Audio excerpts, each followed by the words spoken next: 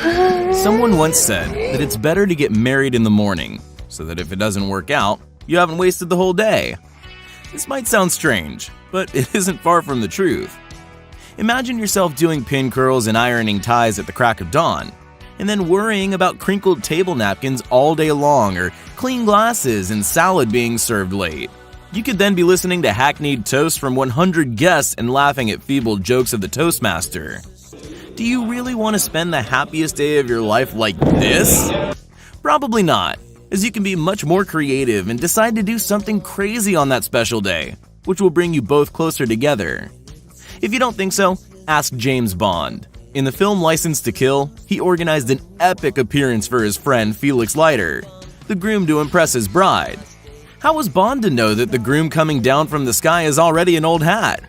Today we are going to tell you the stories of 5 couples who promised to stay together on the highest rocks, underwater and in the sky. Here we go!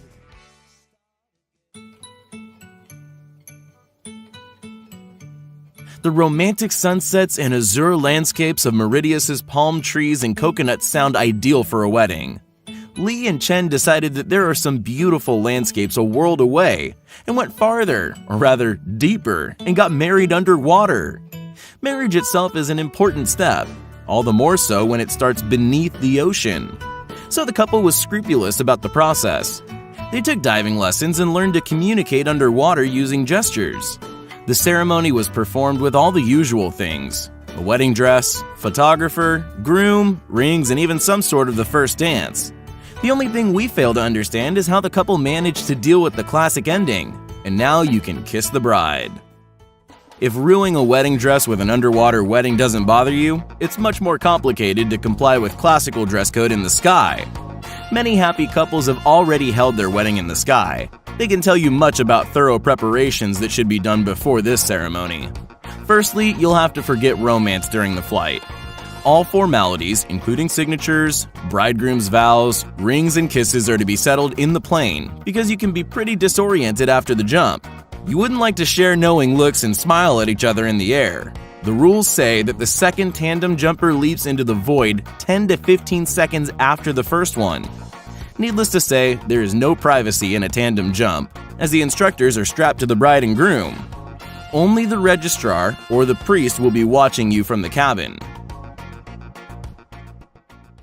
A British couple, Darren McWalter and Kate Hodgson, persuaded 67-year-old George Brigham to pronounce them husband and wife standing on a wing of an airplane in flight.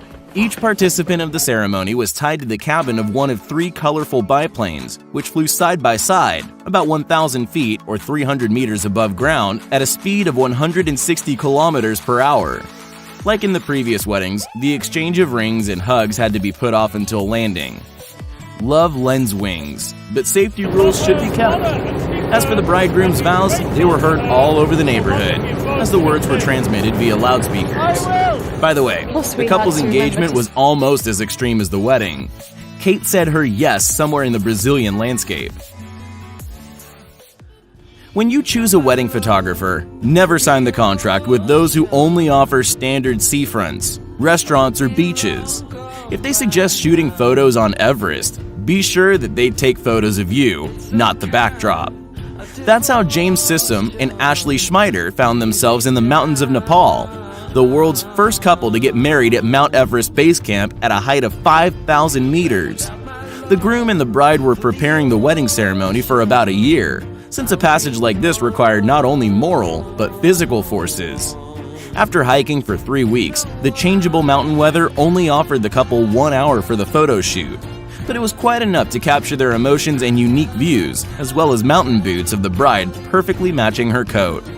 Unfortunately, they failed to find an adventurous priest, so all the formalities had to be settled on return. The last story is about how photographers can inspire heroes for crazy wedding ceremonies.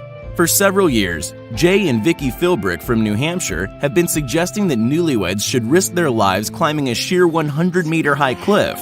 Of course, not all agree to this, but those who manage to overcome their fear not only find themselves as if they're alone in the whole world, but also get photos that would cause any normal person to feel dizzy. Behind the romance are long preparations and thorough security arrangements. But who's to say it isn't worth it? To sum up, if you want your wedding to really be the happiest day of your life, make it different, and don't be afraid of anything. And yes, drinks all around, as Captain Jack Sparrow suggests.